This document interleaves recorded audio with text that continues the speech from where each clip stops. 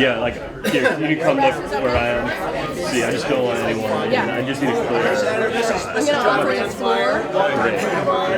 Michael, nice. This is a packed house. I just love to see it. Yeah. And Jack was right. This is a good. Great space. We go to the same tailor. No, I especially. Nice to see you, Michael. Bennet, how are you? Hey, Annie. How are you? Welcome back. Good to see you. How are you feeling? I'm doing Will, great. how are you? Nice. I know. Mine is. It's short. I wanted to tell you, I got the little blurb about the Fox News cover. Oh, you did? Good. So I wrote the newspaper. I emailed the newsroom. We talked and I about said, he's going to be here tonight. You should really come and hear the end of the sentence. And so they came. Working on it. All right, good. Oh, really? Have you heard anything? He's working on it. Working on it. Getting there. Sure. Go ahead. Yep, you're calling Hey, Michael, how is Fox News? Hey, it was awesome. I don't know how we had to do it. Where's my wheelchair?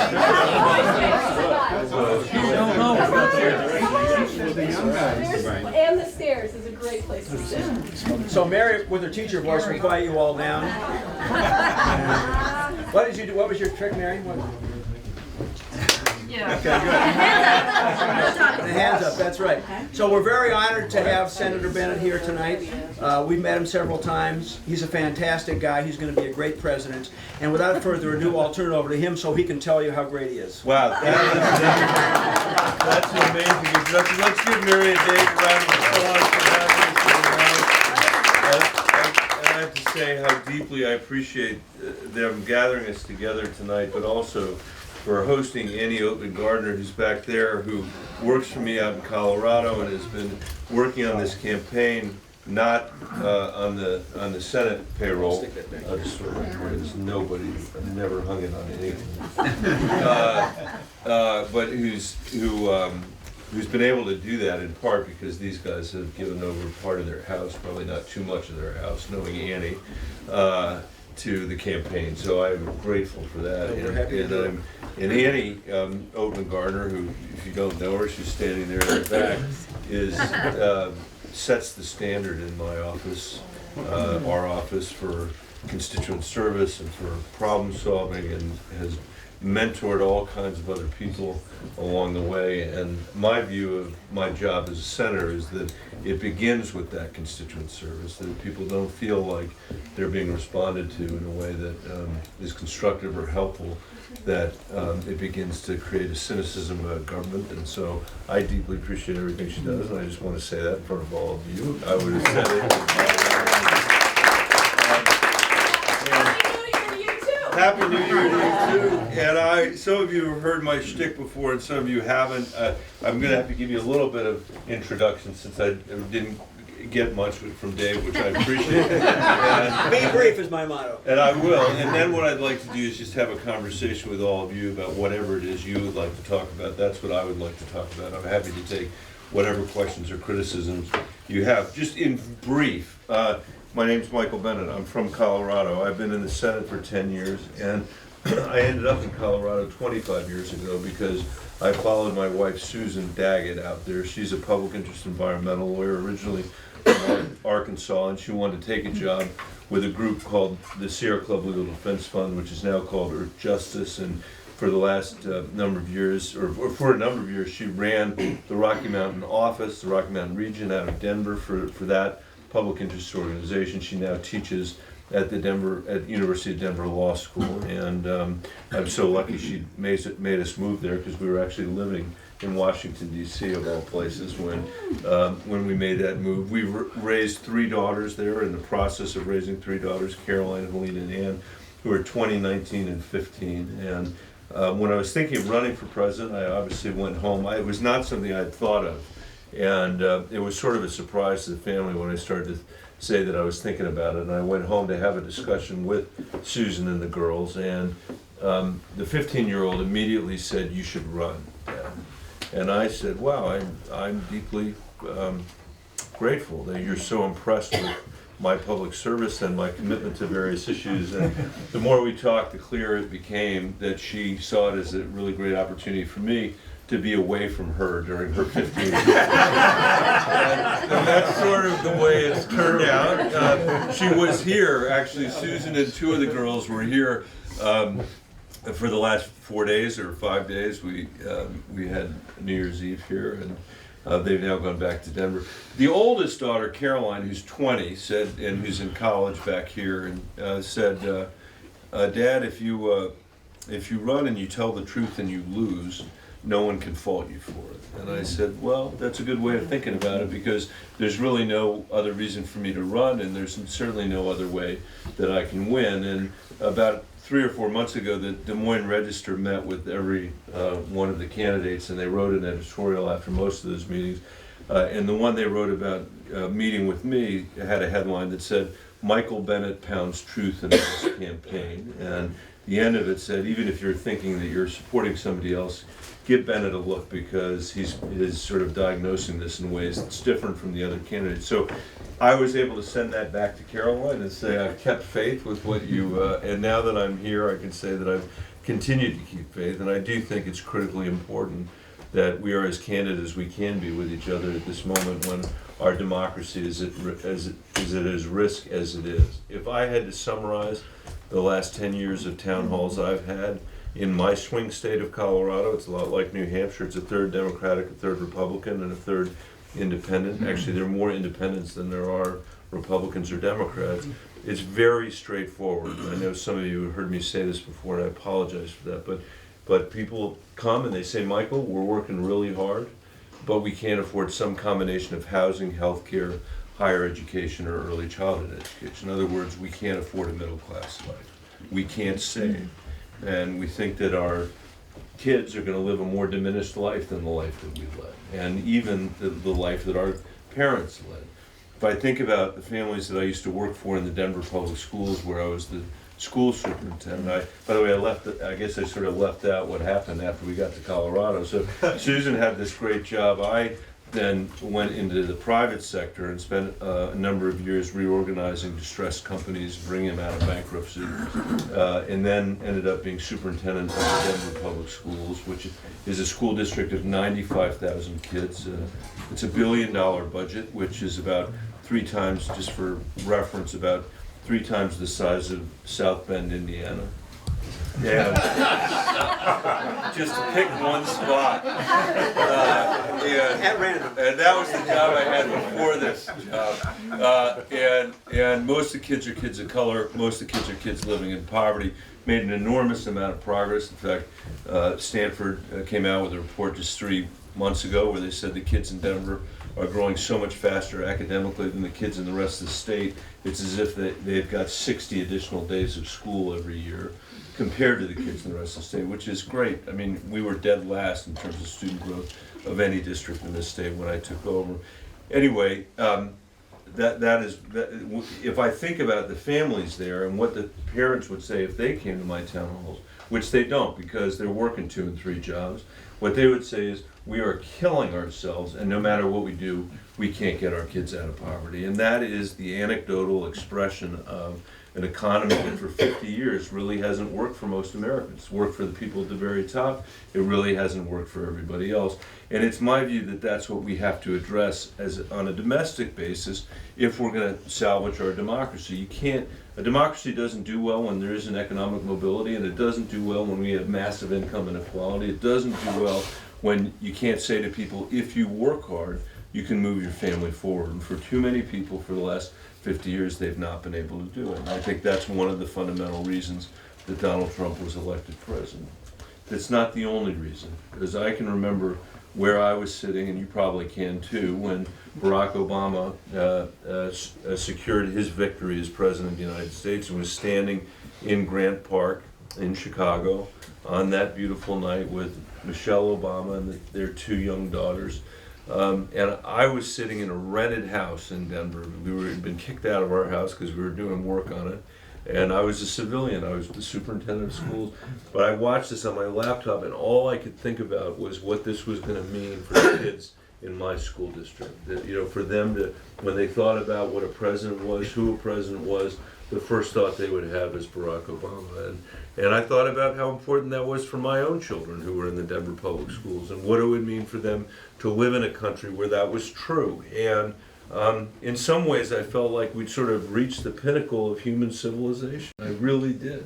And what I did not predict or imagine was the forces of reaction that would set in very quickly after that. And a month after sitting there, I was standing in the well of the United States Senate being sworn in. It was the last thing, farthest thing from my mind, but somebody from my state who was in the Senate was appointed to, Ken Salazar was appointed to the Interior Department by Barack Obama, and I was weirdly appointed to the Senate by the governor. I only had a 3% name ID. I'd never run for office before, and there were about 8 or 9 people who believed they deserved to have the job. They were very fundamentally aggrieved by this, and I have had to overcome it to this day. But there I was in Washington, and then I ran for election for the first time in 2010, which was a terrible year for Democrats. The Tea Party was rising, and I barely hung on in Colorado. Harry Reid hung on in Nevada. Patty Murray hung on in Washington, and that allowed us to keep the majority for another 4 years. Then I was chairing the Democratic Senate Campaign Committee 4 years after that when we got wiped out. By the time Election Day turned around, you may not remember this is all seared in my memory. By the time Election Day rolled around, what right-wing radio was saying was that there were ISIS fighters that were infecting themselves with Ebola and dressing themselves up as Central American children to come across the border to the United States to attack us. That was basically what Rush Limbaugh and these other guys were saying, and we were wiped out. Actually, Jean Shaheen was the outer edge of that wipeout. She hung on, and Mark Warner hung on, but man, we got crushed all across the country. And basically, from that point until now, our exercise in self-government in Washington has been immobilized. It's been immobilized by this cast of characters that call themselves the Freedom Caucus, and they came to Washington espousing an ideology that really, as far as I can tell, emanates from Sarah Palin's kind of cartoon version of what the Founding Fathers were doing when they were creating the country. And they made Barack Obama's life a misery, but even more important than that, they made it impossible for us to get anything done. And it still is the case. So when you want to know why we can't pass a simple budget or a simple infrastructure bill or pass the immigration bill I wrote in 2013 as part of the Gang of Eight that got 68 votes in the Senate and then died in the House, why we can't deal with climate change, it's not just the fact that Donald Trump is our president, it's that there's a group of people down there that are hell-bent on destroying our ability to govern ourselves. And it is my considered view, and you can have your own view, but it is my considered view that these people can't be compromised with or negotiated with. They just won't be. Barack Obama, whom I have huge admiration for, and believe if he were running for president right now, he'd be winning by about $1 billion. That was a message I left last week in his office. I said, tell the boss. Bennet says he'd be winning by $1 billion. But even he couldn't, get anything done through the Congress, and we have to find a way to do better than that. And when Joe Biden says, if we just get rid of Donald Trump, it'll all go back to normal, I was there, and I know it wasn't normal because we were living in the wake of Supreme Court decision like Citizens United. We were living in the wake of the partisan gerrymandering that's happened to our Congress. We're living in the wake of a Fox News channel that now has become basically an organ of the state. By the way, today I drove from Keene, New Hampshire, where I had a editorial board meeting, to Dover, New Hampshire. Those two places, if you know, on this is Keene is here and Dover is here. They are in the same executive whatever district, speaking of gerrymandering. But on the way, I stopped and went on television on Fox News, and the words, Donald Trump is the weakest foreign policy president in our lifetime, was coming out of my mouth, and they literally cut me off and went to a commercial. The guy, they wouldn't let me say what I was trying to say. Anyway, the rise of Fox News, You can look it up. It's on the TV. And all of this, and I really believe the only way that we're going to get our government back is to win these races. You know, to win the White House, but also to win purple states around the country, so we can get a majority in the Senate. And I think the only way we're going to do that is by running on an agenda that can actually unify people, not just Democrats, but some of the 9 million people that voted twice for Barack Obama and once for Donald Trump. And I know it's hard to imagine that there are such people, but there are such people. And the reason there are such people is because we're living in a place where the economy's not working well enough for everybody, and Congress seemed to be completely out to lunch, and people didn't know whom to blame. I would have offered Ted Cruz as a good example of whom to blame, but they didn't see that. And because we didn't run on an agenda that was appealing enough, people finally said, you know what, let's send a reality TV star to Washington because we can't possibly do any worse. And of course, now we know we can do worse. And when I meet people that say that to me, you know, that say we sent them there to blow the place up, I say, well, congratulations, you've achieved your objective, but now what are we going to do for our kids and our grandkids, and what are we going to do for America's place in the world? And I think the answer to those questions actually forms the basis for what we need to do as Democrats and what we need to do as Americans going forward. We need an agenda that is directly tied to this question of how do we create economic mobility again in the United States of America. I've offered that plan in this race, and we can talk about it tonight. We need an agenda that says we're going to restore America's leadership in the world, because what we've learned now over the last 3 years is that when America's not leading, a lot of suffering ensues, and that's what's going on all over the world. And I believe it is critical for us to restore integrity to the White House and restore integrity to government. You know, I've been thinking about this in a very simple way lately, but if you're thinking about traits that you admire, like patience and honesty and truthfulness and fair dealing and a commitment to our community and patriotism, that it would be nice to open up the newspaper, and when you were talking about those kind of traits with your kid or your grandkid, you'd be able to point to the person who is the president and say, like that person. And that's what I'm trying to offer in this race. If we need somebody to beat Trump who's a little bit like Trump, I'm obviously not going to be the right person to do that. If we want somebody who's the opposite of Trump, I think I'm as far to I'm the opposite of Trump in this race. And I also have a different set of experiences than the other people in this race. I've been in business, I've run a large enterprise, and particularly an important enterprise in our country, a large urban school district. Been in the Senate for 10 years, which has been long enough to get some difficult things done, but also long enough to realize what the nature of the corruption is that we have to overcome. And I am the only candidate in the race who's actually won 2 national elections in a swing state. Nobody else has won 1.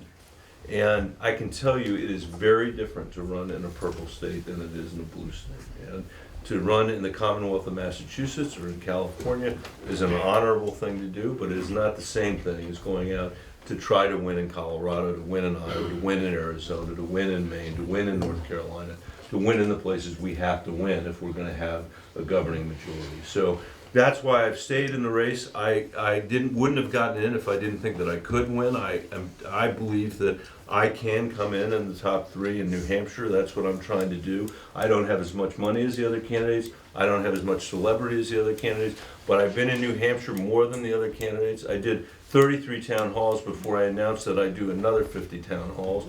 And now I think tonight is 27. I think this house party is. So we're making progress. And I'm just going to keep doing it because I've seen my friend John McCain, I've seen my friend Gary Hart and others that have been able to catch fire here, and that's what we're trying to do. So I would love to have your support. I would love to have your help. I believe New Hampshire is less decided today than you were 6 weeks ago. I think you're less decided today than you were 6 months ago, because I think you're trying to figure out who can actually beat Donald Trump among these candidates, and I think that is exactly the question you should be asking. And if you think it's somebody else, you ought to go with them, but if you think I can do it, I'd love to have your support. And with that, I will stop. Thank our hosts again for having us tonight. And I am open for business. Any topic, any question, any criticism, I always say, please ask me this stuff. You don't want to ask another politician because you think you might hurt their feelings. As I mentioned, I was an urban school superintendent for a long time, so you can't hurt my feelings because they were beaten out of me a long time ago. I think one of the things that doesn't seem to get a lot of sex appeal, but I think for me is very important, is the national debt. And what would you do about it? Yeah, so, It's what, okay, you put it right there. is that all right? I don't That's want- fine, it's fine. No, Really? Yep. Okay. They'll make you sign Are it you later. actually, it'll make you feel better. That will be. I'll put this in. I know it's good. That makes me feel, I knew it, see, I knew it. I knew it. His mother made him do it. So, I've written a book about our democracy called The Land of Flickering Lights. Great Which, book. thank you very much. You should read it. You have made my day. So I'm gonna stop. That's it. Scary. I'm done. It is, thank you. I had to stop reading. You have to read the end because the end is full of hope. Full of Stop hope. reading. You gotta get to the last 50 pages. I was actually listening to it. It was like, I gotta shut this off. Oh, It's too God, scary. that's breaking my heart. Yeah. But there is a chapter in there. I wrote, there are a number of chapters about how screwed up it all is, and then the last 50 pages is, look, this is what we have to do to get out of this. And one of them is dedicated to the fiscal fights over the last 10 years, which I've been deeply concerned about. I mean, there's this group called Fix the Debt down in Washington. I don't know if you've ever heard of them. They raised a bunch of money to advocate on this issue, and they looked last year to give out their awards. Every year they give out awards. There's no limit to the number they can give out. And last year they gave an award to one senator in the United States Senate, and I was that senator because I had voted against the Trump tax cuts and I had voted against the spending bills that Trump was doing, and I was the only person to do that. And I am worried about the fact that we've got $22 trillion of debt on the balance sheet going to $30 trillion. We are collecting 16% of our GDP, of our economy, in revenue. We're spending more than 22%. That 6% is the deficit that we are leaving our kids, and I describe it in my book as a theft from the next generation of Americans. We are going to constrain their choices. We already have constrained their choices, and it's almost as if we're saying we're going to live in the house, but we're going to give you the mortgage to pay. And by the way, we're not going to take care of the house while we're in it. We have cut domestic discretionary spending by 35% since Reagan was president. The reason why our kids and grandkids have to borrow money for 25 years to go to college is because we won't pay for college, which we used to pay for in this country because of the debt. So I don't think there's anything progressive about having all this debt. I think it has created a situation where we have failed to invest in the next generation, and we're going to have to deal with it. But let me give you one other point, and then I'll talk about how you would deal with it. Since 2001, we have borrowed $5 trillion from the Chinese. So we have gone into debt by $5 trillion to give the richest people in America tax cuts. We borrowed $5.6 trillion from the Chinese to fight these wars in the Middle East that haven't yielded a result that is favorable to us. So that's 11 or 12 or 13 trillion dollars that, from the vantage point of people here, we might as well have lit on fire. So it's not just a question of going into debt, it's what are we doing to go into debt. I mean, it'd be like, imagine this just for a second. Here's an interesting thought experiment. If the mayor of Concord said, I am going to go out and borrow more money than anybody in Concord has ever borrowed. And you might say to them, well, okay, what are you going to spend that on? I'm a little worried about that, but what are you going to spend it on? Well, and you're like, is it going to be the bridges? No. The roads? No. The sewer? No. The schools? No. I'm going to take all the proceeds of that money and I am going to give it to the wealthiest 2 or 3 blocks. And in fact, that's too much. I'm going to give it to the wealthiest block in Concord. The wealthiest homes, the wealthiest people, they're going to get the benefit of the proceeds. That is what we have been doing since 2001. That is what the Trump tax bill has done. And so I think we have to reverse all of that and deal with the fiscal stuff at the same time. I've offered $6 trillion worth of spending in this race, and I have explained exactly how I would pay for all $6 trillion. I have not explained how I would deal with the deficit and the debt because I don't want to negotiate against myself. And when you got the kind of fiscal hypocrites that we have on the other side of this discussion, I mean, it is true, Democrats have not been good actors, and we don't, in Washington, care about this. The Republicans say they do, but they don't actually do anything. But in the end, not only do they not do anything, they make matters much, much worse. But it's fairly simple math. We have to bring that 22% down, which is, I think, largely reforming the way we spend on healthcare in this country. And we have to bring some of that 16% up. Yes. And where those places meet, we will find ourselves in a place where we start digging ourselves out of the hole that we're in. So Thank you. That's what we have to do. Thank you. And I appreciate you raising it, actually. It comes up every now and then, but it really doesn't come up that often, and it has never come up as the first question. So. You've got a lot of doctors in this room, and following on your question of how would you take the medical money, how would you spend the medical funds that you have? So, so as you know, are you a doctor? Yes. As you know, we are spending more than twice as much as any other industrialized country in the world on healthcare. We're not getting better results, and at least broadly speaking. And families are having to make decisions in this country that families in other parts of the industrialized world don't have to make. And seniors are too, like deciding between eating and buying medicine. And this is completely untenable. I believe back in the days of the Affordable Care Act that we should have had a public option as part of the Affordable Care Act. We didn't have a public option as part of that. And just like Bernie wrote the damn bill on Medicare for All, I wrote the damn bill on the public option. It's called Medicare X.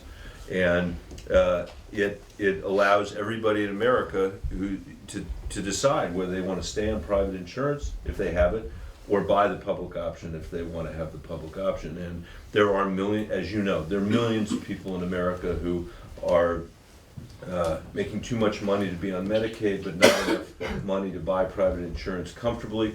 That's a big market for the public option. It would be reinsured, it'd be a national pool, and I think it would have the effect of driving down insurance prices and have the effect of insuring some of the last 15% of Americans that need to be insured. If you did what I'm suggesting, plus auto-enrolled everybody who's eligible for Medicaid into Medicaid, and everybody who's eligible for CHIP, the poor kids' health program, into CHIP, I think you'd be done in less than 3 years with coverage. But then you have the cost issue, which we still haven't addressed. And that, I think, is going to require three fundamental things that are, not necessarily in this order, but I'll give them to you in the order there in my mind.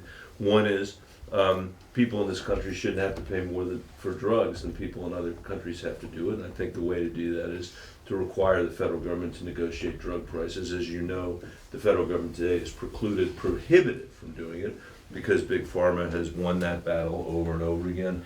We're going to have to change that. I think that we need much more transparency in our healthcare system so people can actually figure out what stuff actually costs. I think a very simple way of thinking about that is putting a price tag on everything in healthcare so we can understand what the variation is in places. I just had, my staff gets so mad when I tell them this, when I say this, but I got to spend the Christmas holidays having one of those procedures that when you're 55 you dread having, and then you have to have. Nope. Yeah, it's 2 days, by the way. It was 3 o'clock in the afternoon, which meant it was 2 full days of dealing with it. But I digress. Except that I will say, in some respects, particularly that 30 minutes that I was asleep, it was like being on vacation. I wasn't having to talk. I wasn't having to,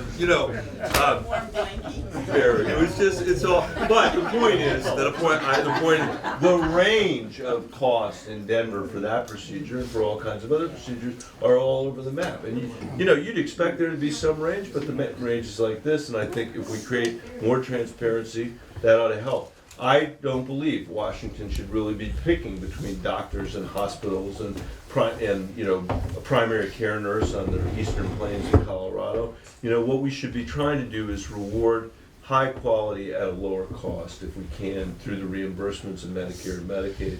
And we've got a long way to go to do that, but I think if we did that with some transparency, that could save some money. And then the third point I'd make is we have to incentivize the American people to take better care of themselves, and we in order to do that, we need access to primary care, we need access to decent food, we need access, you know,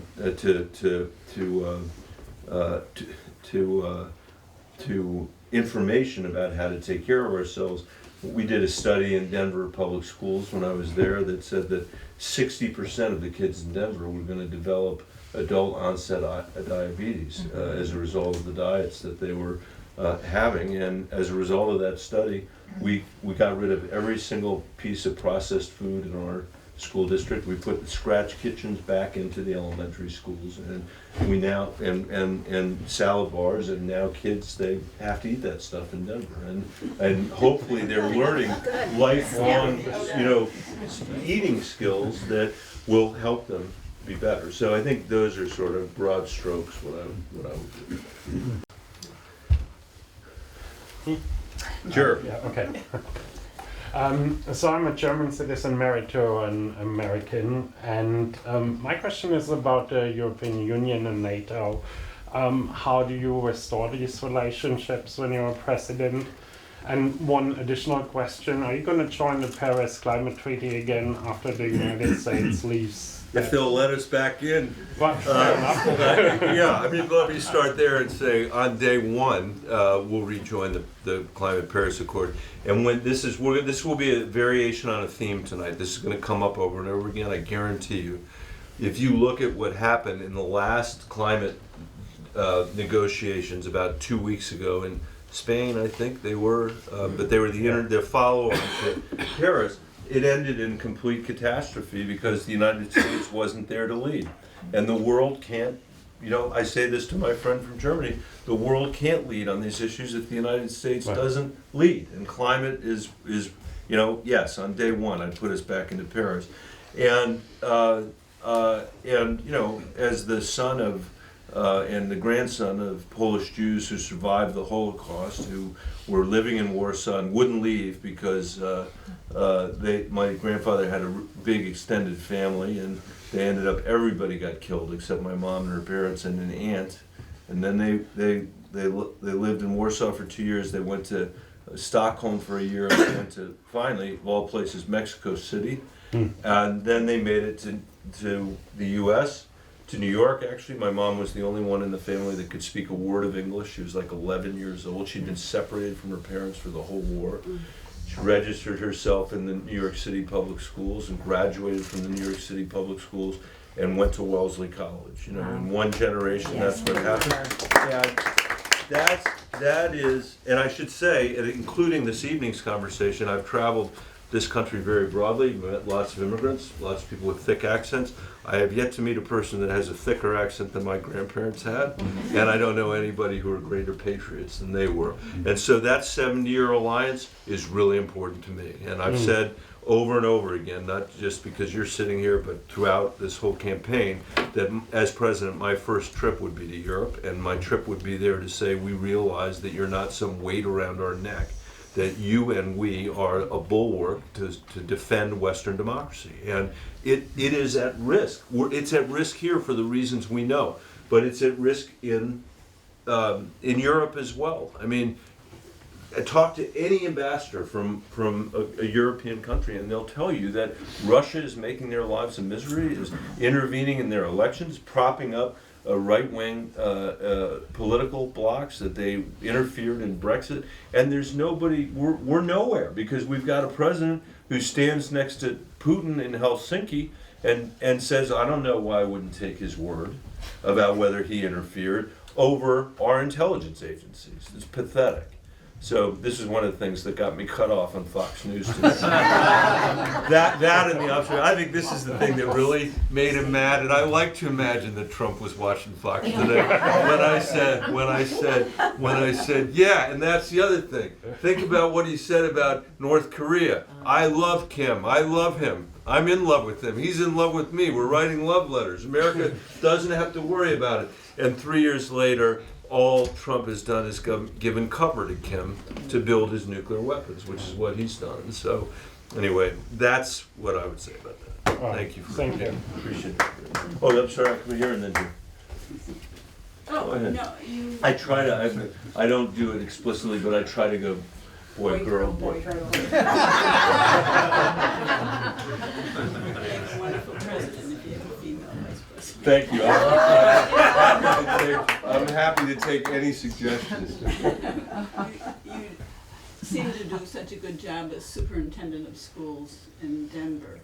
And you brought the school systems up. How do you propose to bring the school systems across the country up? And who would you nominate as Secretary of Education? So- Or would you keep Betsy DeVos? Yeah. Actually, it's amazing. You know, I bet you that I've talked to more people than any candidate in this race about public education. And not that I've talked, but listened, and traveled widely. It's probably millions of people. And there is nobody that I have met more ignorant about public education than Betsy DeVos. It is truly astounding. I mean, she walked into the office for a meeting before she was confirmed, and I just couldn't believe it. You know, I could not believe it. It reminded me of that Bob Dylan song that the first word is idiot and the next word is wind. I don't know if you remember that. But and what I would like in an education secretary, ideally, would be somebody who grew up in poverty in this country and went to the public school system, and somebody who's taught kids living in poverty. If I could find somebody who had done those two things, that's what I would want. You know, and I was, when I was first running for president or for the Senate, I sometimes got attacked by people who said, "You're not qualified for this job." And I said, "Why am I not qualified?" I said, "You never ran for office before." And I'd say, I may not be qualified, but that's not the reason. And I'd say, I have two qualifications of my own for somebody running. And they haven't changed. One would be, do something other than politics for at least 10 years of your life, preferably teach in a high poverty school. So you can actually see what's going on in America. But if you don't want to do that, work in a bank, work on a ranch, whatever, work in a, timber. And two, you ought to have to stand on a deck in Hong Kong Harbor for 10 minutes and look at the investment in infrastructure that's being made there versus what's being made here. The same could be said of education. I mean, I think that we have a very, very tough job ahead of us. We are living at a time when we've got that economic inequality I talked about earlier, and it pains me to say this, but what I'm about to say is true. Our education system is actually reinforcing the income inequality we have rather than liberating kids from it. In other words, it is a headwind to economic opportunity in America today, because the best predictor of the quality of your education is your parents' income. I mean, it is a savage. Raj Chetty is a professor at Stanford, and he has gathered all this data around the country by zip code that the Census Bureau keeps. And it's sort of a line from wealthiest neighborhood to poorest neighborhood. The quality of the education is exactly on the same line. You can't differentiate the two lines. That is, in my opinion, a savage, un-American line. And a lot of the reason why that's true is that our system was designed 3 centuries ago, or 4 centuries ago. And we've got to drag it into the 21st century. I mean, we could be here all night talking about it, but let me give you a few thoughts about it. One, this is not an agrarian country anymore, and we really don't need to be on a 9-month calendar letting people out in the middle of the summer for 3 months so they can forget everything they learned when they were in school before. In our country, the achievement gap is here at the end of the school year, and when the school year starts again, the achievement gap is here. So I wouldn't mandate a longer school year or a longer school day from Washington, D.C. I don't think that's my job, but for kids living in poverty in America, in particular, they need that. And I've said, I think kids should go to school 6 days a week, not 5 days a week. And I've gotten a lot of hate mail as a result of saying that, so I stopped sort of saying it. But I said I won't mandate it, but I believe it. And I don't think 181 days a year is enough. So that's a 300 or 400-year-old schedule. And by the way, the way we fund our schools was invented in colonial America. And everyone lived in the town, everyone sent their kid to school. The richest people paid the most because they had the biggest houses. The poorest people paid the least because they had the smallest houses.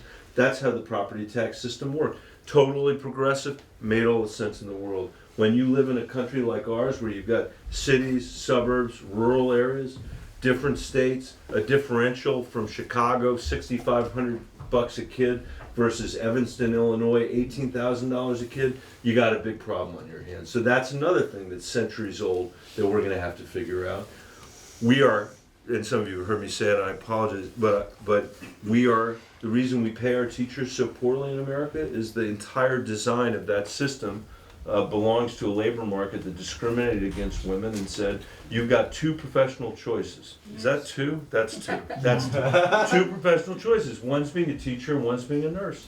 And if you don't want to be a nurse, come teach Julius Caesar every year for 30 years of your life in the Concord public schools. And if you do that, we're going to pay you a ridiculously low salary that no one else in your college class would ever accept. But if you stay with us, we'll give you a pension that you can retire on, which sounded okay because your spouse was going to die before you. That is our system of attracting, retaining, inspiring teachers today. Brilliant. And brilliant. And we are losing 50% of the teachers from the profession in the first 5 years because of that. And I can tell you this, and I'm saying this not as a politician, not as a pandering politician, it's the hardest freaking job there is to do. And so we got to figure that out. That's a big issue that we've got in front of us. Now, the last thing I want to mention is this. All of this would be easier for the kids in my old district and kids just like them around the country if we didn't have so many kids living in grinding poverty. You know, all of it would be easier. Ask the teachers, ask the people working in the schools. They can't solve all of society's problems. And that's why Sherrod Brown and I, or it's truth to tell, Sherrod and I have two bills together. One is Bennet Brown and one is Brown Bennet. And one of those is more cherished to me than the other one. But they work together in tandem. And Bennet Brown is a massive increase to the child tax credit. So we would take it from $2,000 a year to $3,600 per kid for kids under the age of 6, $3,000 a year for kids over the age of 6. We pay the money out on a monthly basis, so we're actually solving for that problem. I can't afford housing, healthcare, higher ed, early childhood. Columbia University has looked at our proposal, and it would cut childhood poverty in America in 1 year by 40%. It would end $2 a day poverty in America. That is the most important school reform measure that we could pass, and it costs 3% of Bernie's Medicare for All plan, and it doesn't add a single federal bureaucrat to Washington. And we could also dramatically increase the earned income tax credit, which is Brown Bennet. That would help. Paid family leave, that would help. Raising the minimum wage, that would help. Building 7 million units of affordable housing, that would help. Creating universal health care in 3 years with a public option. To me, those are the sort of the building blocks of an economic program that can be sold not just in the bluest parts of the state or the country, but all over the country, and can allow us to win some early successes and build momentum. And that's, I've got a plan that's called the Real Deal that is that plan. And I think, and I believe it's the most progressive offering in this race. Some people say, oh, well, what? I mean, certainly more than Joe or Mayor Pete. People say, well, what about Bernie and Elizabeth? You know, I mean, my view of what they're proposing is that at last count, Elizabeth has now promised the American people $41 trillion of new spending over the next 10 years. That's twice what we're going to spend as the federal government. I think it's highly unlikely that that's ever going to happen.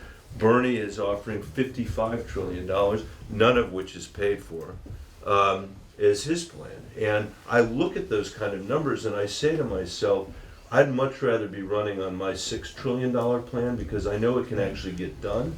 I know it's feasible.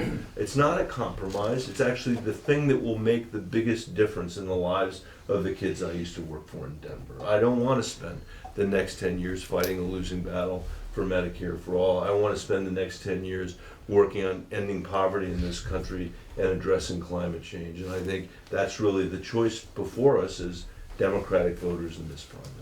So that's what I would do. It's a good segue into the question I have for you. Og Young practiced obstetrics in Concord for 35 years. You might remember we were on a panel together. I do remember. You gave a beautiful speech, actually. It's true, you He's did. known for that. I gave a much less beautiful speech, but that was a very beautiful speech. Yeah. So I chose obstetrics in medicine thinking that I would have the greatest impact on the future of this world, delivering healthy babies. And it wasn't long before I was in practice, I realized that delivering healthy babies is one thing, but if we don't take care of those new parents and babies when they leave the hospital, it won't mean a thing. So I would just like to hear your response to the statement, the first 3 years of life lasts forever.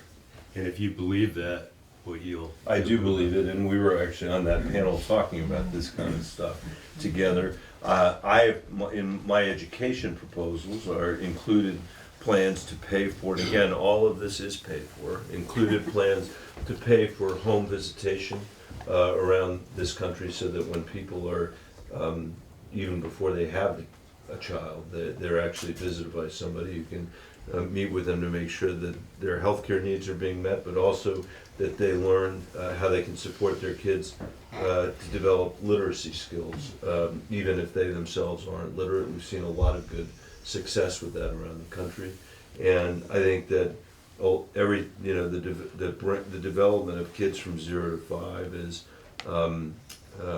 is vitally important, which is why I have said over and over and over again, I am far more interested if I had to make a choice between free preschool than I am in free college, and because it's that investment in early childhood, preschool, and 0 to 5 is really it. I've called for paying for 3 and 4-year-olds. I just want to be, because I can't get the rest of it done now, but it should be 0 to 5. And we also, one of the other discussions we had that day was about how we support caregivers in the work that they're doing too, and that's something we really have to take on. Years ago, Kelly Ayotte and I were the co-chairs of this group that was trying to figure out how we compensate long-term caregivers and child caregivers in the country. We still haven't really figured out how to do that. We're paying people that are taking care of the most vulnerable people in our society the least amount in our society, and it's an amazing thing because these jobs can't be exported anywhere. It would be so much better. We would all be better off if we paid people in these jobs more than we do now. So that, I guess, in a nutshell, is my focus as an education person. What I would say is, people don't stop dropping out of high school when they're 18 years old. They start dropping out of high school when they're in that 0 to 5 age and they're not getting the scaffolding that they need. And if you are a kid born into poverty and you show up in kindergarten, on average you've heard 30 million fewer words than your more affluent peers. And yeah, one kid, 30 million fewer words. And if you don't think that makes a difference, just ask any kindergarten teacher and they won't tell you. Got one here. Well, there's one. Well, it makes a difference. Thank it you. does. Thank you for teaching. Thank you. Thank you very much for teaching. All the way in the back. Oh, right here and then all the way in the back. Sorry. Okay. Me? You. Okay. Would you commit to reinstating an assault weapons ban? And if so, how would you also pass your gun control legislation? I would. I have committed to having an assault weapon ban. I would want to modernize it. I wouldn't want to use the one that was 25 or 30 years old because I think it's its time has marched on. But I think the place we should be focused to actually get something done is with background checks and limiting the size of magazines. In my state, we had one of the, how old are you, if you don't mind? I'm 15. 15. So my youngest daughter's 15 too. Thank you for being here. 21 years ago or so, we had one of the very first school shootings in the country in Columbine High School in Colorado. And my oldest daughter was then born the next year. So my kids have grown up in the shadow of, one incident after another, just as you have. And with the knowledge that the federal government has never done anything, literally nothing.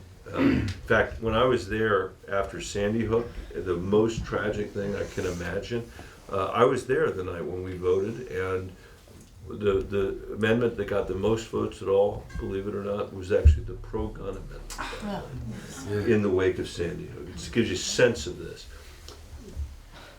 From my kids' perspective, there's a little bit of good news, which is they live in the state of Colorado. And Colorado is a Western state, it is a Second Amendment state, and after Columbine, we passed background checks.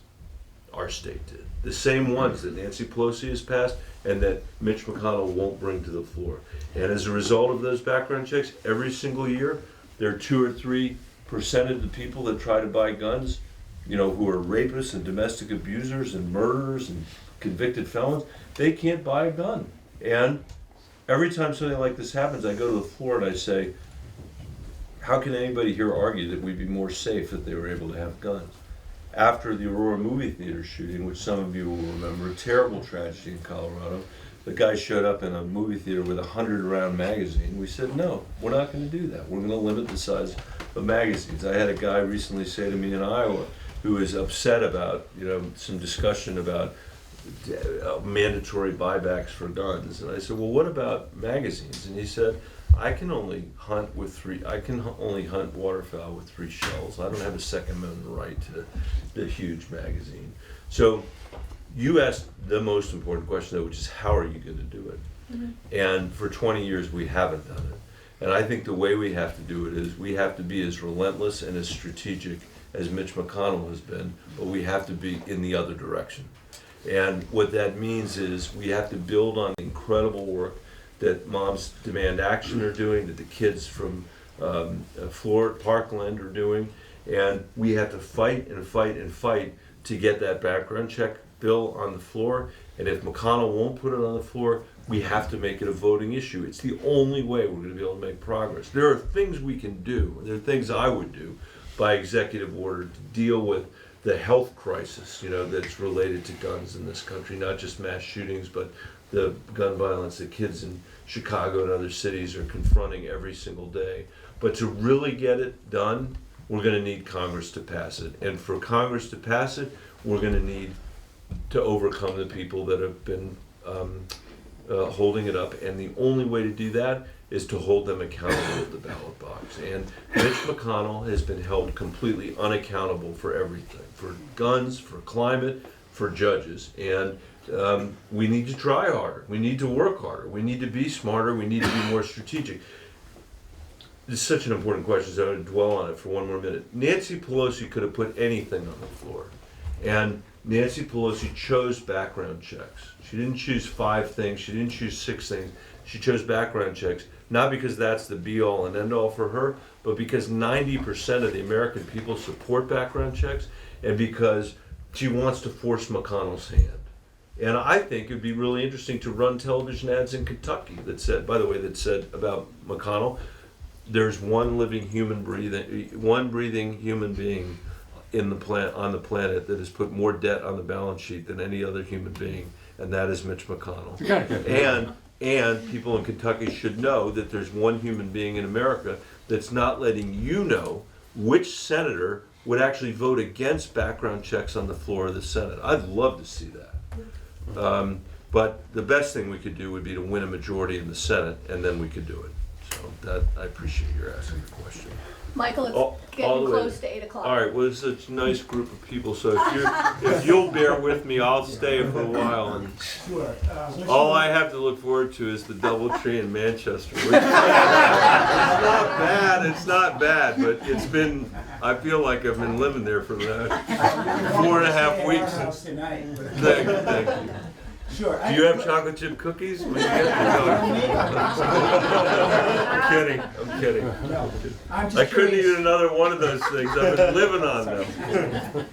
Well, I'm just curious, what is your first reaction to the killing of this Iranian general? So here's my first reaction. I do not know. I am on the Intelligence Committee. We've not yet been briefed, so I'm going back on Monday, and hopefully we'll be briefed. I also don't know what the legal justification was. You know, domestic legal justification, international, I don't know those things. So sort of putting that to one side, my initial reaction to this is it's one more completely reckless, non-strategic action by this president that is strengthening the hardliners in Iran, which he's done since the day he became president of the United States. You know, when he blew up the Iran deal, I voted for it in 2016, and our polling showed that it was the only thing I couldn't recover from, was if they came after me on that, there was no way to explain it because Iran, wouldn't yet comply with the deal, so you could say anything you wanted about the deal. And in the end, I did survive because people were convinced, I think, that I wasn't actually a terrorist, but that's what they were saying I was on the television. The reason I voted for it was I thought it was really important to try to manage a problem in the Middle East instead of go to war with it, which is our tendency. And by the time Donald Trump became president, we actually knew it was working. And there are a lot of reasons why I could say it was working, but the bottom line was when I voted for that deal, Iran was 2 to 3 months away from breaking out to nuclear weapon. By the time Trump became president, they were a year from breaking out to nuclear weapon. And that makes a huge difference because if they're 2 to 3 months, there's no time to rally the allies. There's no time to figure out what the strategy is. Iran's going to get to decide whether they're going to provoke us enough that our only choice is to attack them. And but Trump blew up the deal. And notwithstanding the fact that it was working, I described it in the book as it's like they jumped out of a lifeboat in the middle of the ocean without any lifeboat to receive them.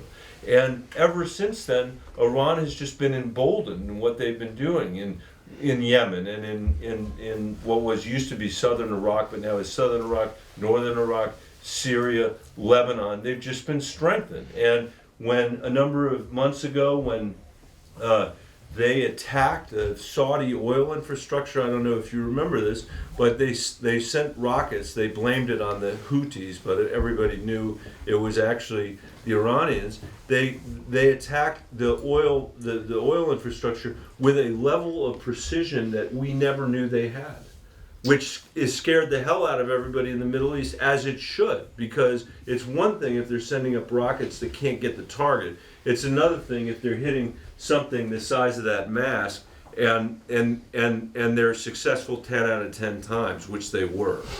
That shows a level of capability. And Trump didn't actually respond to that. It was incredible. He didn't actually respond. When they took the ship over in the Straits, he didn't actually respond to that either. So something this weekend, and I'm sure it had nothing to do with the fact that he was in Mar-a-Lago meeting with his campaign advisors, something this weekend made him decide that he was going to go after Soleimani. And what he doesn't understand is that Bush and Obama, if they wanted to kill the guy, they could have killed the guy, but they chose not to. It wasn't that they couldn't. And the reason they chose not to is they thought it was impossible to predict how radioactive the reaction would be if they did it. And I hope that it's not radioactive for the sake of everybody. I hope it turns out Donald Trump was right about what he did. I'm highly skeptical that he is. And in my mind, the number one job of the commander-in-chief is to keep Americans safe, to keep them safe here, to keep them safe in the Middle East, to keep them safe around the world.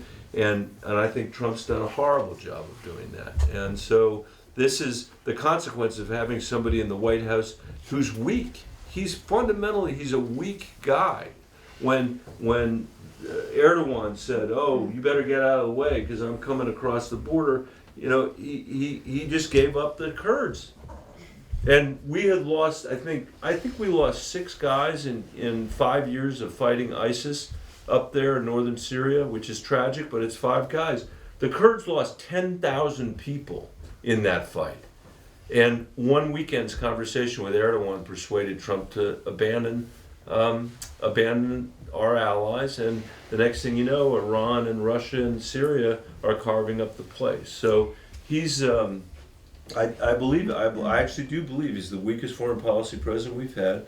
And I think no one in the world wants him reelected more than the Russians, the Chinese, the North Koreans, and the Iranians. Because they'll keep being able to do what they're trying to do. Is there somebody over here? Mary. Mary. This question might seem a little facetious, but not completely. When you're on the debate stage with Donald Trump. Thank you. You're welcome. And he has some horrible nickname for you. And that's what people seem to be listening to and paying attention to. When you're saying all of this policy stuff that's important, how do you fight that? Well, I want to add one other thing that I didn't say. I apologize. But I also think, his particular target, you could not have picked a target that would strengthen the hardliners' hands more than Trump did. And the Soleimani opposed the Iran deal, as the hardliners in Iran had done, and Trump breaking that Iran deal gave the hardliners all the strength they needed to sort of take over, and now this is even more than that. Here's what I think. I think somehow we have to elevate our expectation of what the president should do and be, and not Trump, but an American president. And I don't think we can accept it on his terms. So I think if he's calling me names on the debate stage, my tendency is not going to be to call him names, although I do have some good ones. I'm not going to do it. Some of them I derive from my having spent time watching the Fat Albert show when I was a kid in Washington when I was a kid.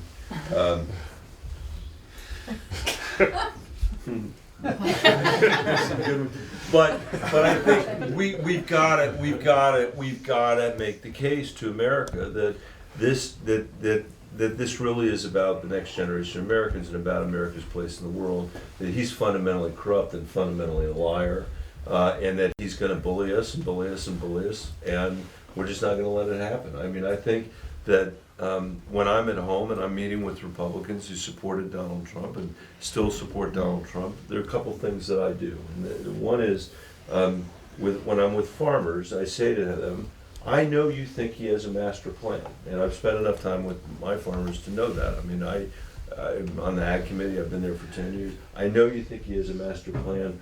I'm not asking you to even change your mind about that. But when the master plan falls apart, I want to be there for you. So it's a little bit of not patronizing people. It's a little bit of saying, I understand you're with them in the context. But when we all figure out that he's lied to you, and I can take you through that on the agriculture stuff, I won't tonight, we've got room for you here. One of the things that I do to remind people of kind of the standards is to say to people, do you remember when President Trump spent all that time mocking John McCain when he was running for president? And they say, yeah, I do remember that. I say, well, I knew John McCain. He was in solitary confinement for 5 years in the Hanoi Hilton, and he wouldn't leave because they said you can leave because your dad's an admiral, and you know, we'd like you to go. But he said, I'm not going to leave because first in, first out. And we let a guy with bone spurs, I'm sorry, I'm starting to get a little tired, but we let a guy with bone spurs mock McCain. And that's something we would never let one of our kids do. Like if any kid of ours said what he said about John McCain, we'd wash their mouth out with soap. And now people saying, no, you can't do that anymore. And I did not do that with my kids. But they say you got to take away their phone, is what people say. And I say, and if it's not your kids, if we're a parent, you know, we'd say of our parents, you know, we're embarrassed, we're ashamed, you know, you can't come to dinner next time, or I'm going to take away your phone. We have to reestablish a sense of standards. If we don't, we may not win. I mean, I really think it's that serious a problem. I've taken to saying to people, you know, did you see what the Trump tweeted all weekend long? And people say, oh yeah, I saw that. I said, you know, he watched cable television all weekend. That's what the president was doing. People say, how do you know that? Because he's tweeted out the stuff that he saw on the cable. And by the way, if you tweeted that stuff out, or you tweeted that stuff out, if you were working in a law firm or a bank or a real estate agency or the public school system, or you were a doctor, you'd be meeting with the HR department on Monday morning. And the HR department would be saying, you better stop or we're going to fire you. And if your answer was, don't worry about it, I'm a stable genius, or if your answer was, don't worry about it, I have unmatched wisdom, you would actually be fired. And the thing is, the guy was president. And you know, on that very weekend, China made trade deals with enough other countries that it was roughly 40% of the world's GDP or the world's economy, and we were not part of it. Iran doubled the number of centrifuges that they were using to enrich uranium. These are the stakes of having this guy as our president. And obviously on the debate stage, you can't do it for that long. You can't do it for that length of time. But I think what we need on that debate stage is somebody who has a very deep keel. And whatever failings I have, that's not one of them. I mean, being in that swing state of Colorado, knowing that I was going to be judged on whether I said the same thing in the primary that I said in the general election, the same thing in urban parts of my state that I said in rural parts of the state, the fact that my health care plan hasn't changed over and over and over again between 10 years ago and now, the work that I've done with Sherrod and others has been the work that I've done over 10 years, the climate plan that we haven't talked about that tonight, but we probably should or we could, is a climate plan that pays farmers and ranchers and foresters to sequester carbon in their soil or in their trees. All of those are sort of designed in a way to not, I wouldn't say make a peace offering to America, but to unify America and to bring back some of the 9 million people that voted for Trump. We're not going to get all of them, and there are things that we should not do to get some of them, because some of them voted for him for all the wrong reasons that are not consistent with our democracy and our values. But I think that's what it's going to take. And I think if we run down the rabbit hole with this guy, we're going to lose. I do not think Barack Obama would have lost to Donald Trump. I think he knew his record better than anybody else. I think he understood the facts better than anybody else. And I think he would have snuffed out that sort of candle of Donald Trump pretty quickly. And I hope to be able to do that as well. Michael, the Pats kick off in about 5 minutes. Okay, we better stop. Thank you. You guys got stuff to do. I want to thank you so much for being here. I hope you'll go to michaelbennet.com and check out whatever you need to learn more about what we're offering, what we're proposing. We obviously would love to have your help. We'd love to have your good wishes and to have your friends and neighbors. I'm continuing on this odyssey of these meetings, so if you'd like to host one, that would be great. If you know people in other parts of the state that would like to do it, I'm going to go back there to DC to do some impeachment stuff, but then come back. But I want to finish, because I know you got a game to watch, just to say, you know, we should view this as an amazing opportunity. We should not view this as this terrible burden that we have to carry around like a black cloud, and if you get to the last 50 pages, you'll discover that like a black cloud that's tearing at us, that every morning we can't believe we're waking up. Look, we have this amazing privilege to live in a country that is a democracy, and it is broken. It is broken. The money, the Citizens United, the corruption of special interests, Trump being there, all of it is broken, but that's an invitation to fix it, not an invitation to walk away from it. And I can tell you this, no matter what you end up doing in this election, and again, I hope you'll come with me, but if not, I just hope you remember this one thing. Do everything you can do between now and next November to make sure every single person who's eligible to vote votes, to make sure that every single person who's eligible to be registered votes is registered to vote and votes. And if we do that, we'll win. It's not going to be a question about whether we can win. We will win. And if we do it with enough people, we'll actually have enough moxie to be able to govern the country again, to be able to answer the question on guns, answer the question on climate, answer the question on how we drive the economy for everybody and restore America's place in the world. I really believe it, you know, and that's why I'm running for president, but it's also why I feel so lucky, so privileged to live in the country we live in with all the imperfections that it has. I feel lucky that it's our obligation to fix those imperfections, and I think that's what we will all do. So thanks for having me today.